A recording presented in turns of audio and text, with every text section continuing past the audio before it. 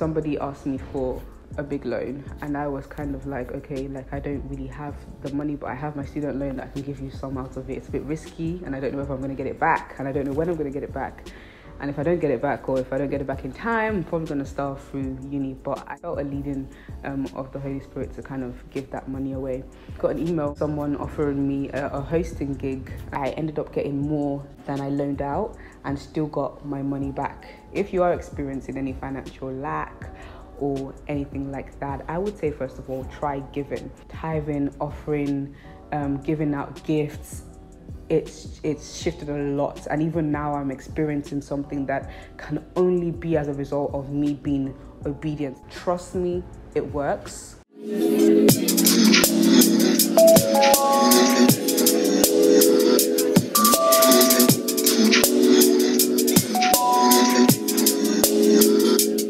Hi guys, welcome to mochunkstv and welcome to another installment of Chit Chat with Mo, where we talk about life experiences. I give you some advice and put my own spin on it.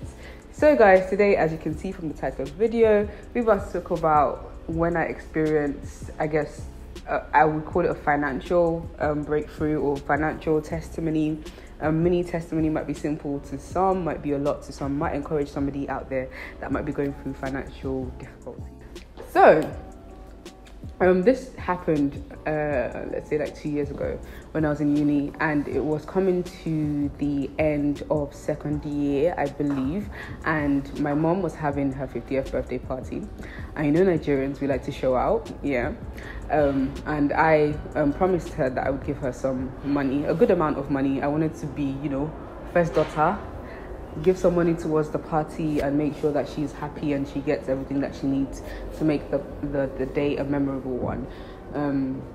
As well as I just wanted to save up. One of my things during university was I made sure that I saved up some of my grant. I made sure that I saved up the money that I got from working part-time or on contract roles.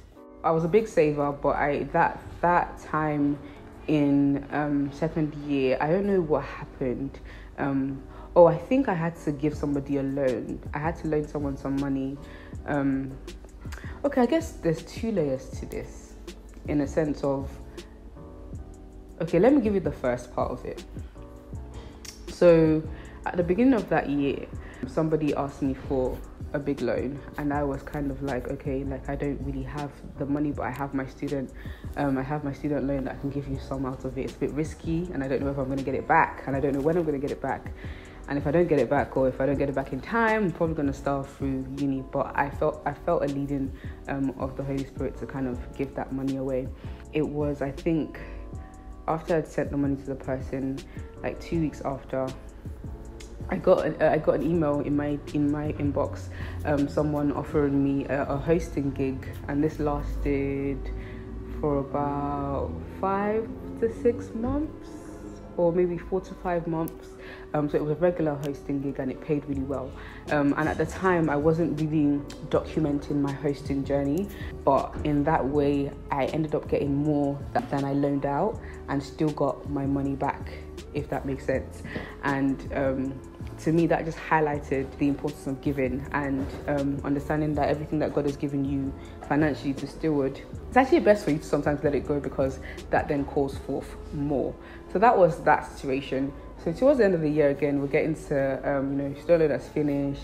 I need to give my mom this amount of money. I need to save up during the summer. I need to work and make some money. I think it was after exams, and I applied for this job that my friend told me about, my friend Aurea. You guys might have seen her on my channel. She's a very good friend of mine, and she told me about NTS and that they are recruiting and it pays really well. So I looked into it, researched it and whatnot.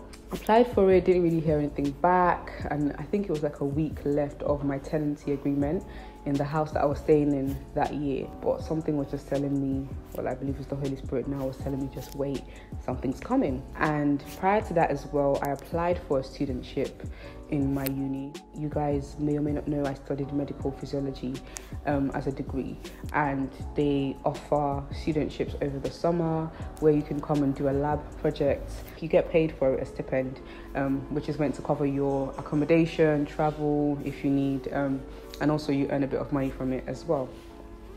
So I applied for a few, got rejected on all of them. So I wasn't even thinking that at that point.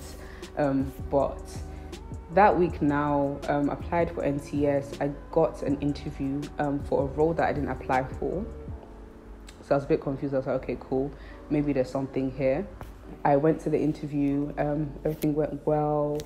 And I think that same week as well, I got an email saying, okay, cool. We know that some of you have applied for the government-funded studentships and didn't get it. But if you want to try again, some of our personal tutors are offering some. So I applied. Lo and behold, I got it. So that was already some money stacked for myself. And then with the NTS, I got rejected after the interview. So I was a bit confused. I was like, I thought it went well. But I just had like a lot of peace in my spirit that it would all work out anyway. And I think like 10 minutes later, I remember I was on the bus. 10 minutes later, I got a call saying, oh, ignore that email. Didn't get that role, but we've got a better role that we want you to take up because we feel like you're better suited to that. And I looked on the staffing portal, and the role that I actually ended up getting paid way more than the one I actually applied for. So just like that, with having no prospects for that summer in terms of how I was going to earn money, my mom's party was in 2 months' time at the time, and I really wanted to help. I really wanted to save up, ready for third year, and I literally went from no job to 2 jobs and a whole lot of money by the end of summer. And I also still had my part-time job that I was working contract. So that summer, God's provision was just really, really, really amazing, and it all came as a result of trusting and listening to that voice. Because had I not actually stayed in Leicester that extra week, I would have had to go down to where I live in Sussex and then go back up to Birms. So that would have been extra costs again for me that I really didn't. It was the end of the year, money I finished. Students, you know what I mean. So every little cost kind of mattered at the time. So I was really grateful that I was able to save my money and then make some more. And then again with the NTS, I remember because I got the job so last minute, I applied for a really, really, really last minute when all the recruitment process had been done. The waves were literally about to start. Call them waves, the little sections of programs. They're about to start, and I had to go do my training. Again, your girl was looking at train prices, was thinking, well, up to the Midlands, quite pricey. But for some odd reason, the train that would take me up to Birms the night before the training was like £11. For some odd reason, it had gone down from some crazy price. And I didn't have anywhere to stay. So I called my friend. This is another one of my friends that you might have seen in my uni vlogs. Not one of my recent vlogs, but my friend Shimon. I called him that night as I was about to book my ticket. And he couldn't believe the price either. But I called him and I was like, oh, like, I don't have anywhere to stay. I know you live up there. What will your parents say? And his parents are pastors. So I was like, oh, I don't know. But literally, his dad didn't even flinch. He was literally like, he was like, yeah, that's fine. And when I went over there, they were happy to receive me. They really looked after. It was just the favor. Like, this is something I've clocked about when God's hand is in something. Everything just moves so seamlessly. You do have to sometimes step out and ask so you can receive. So I did have to ask my friend to stay at his during the time that I was there. So it didn't just fall in my lap. I did have to do some work. I did have to apply for the job.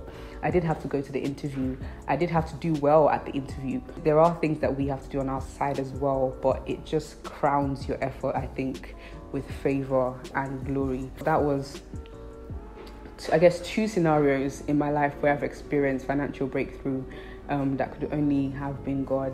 And literally, as a result of me surrendering and be like, you know what, I don't know what else to do. Help me, Lord, have your way. I really, really need this.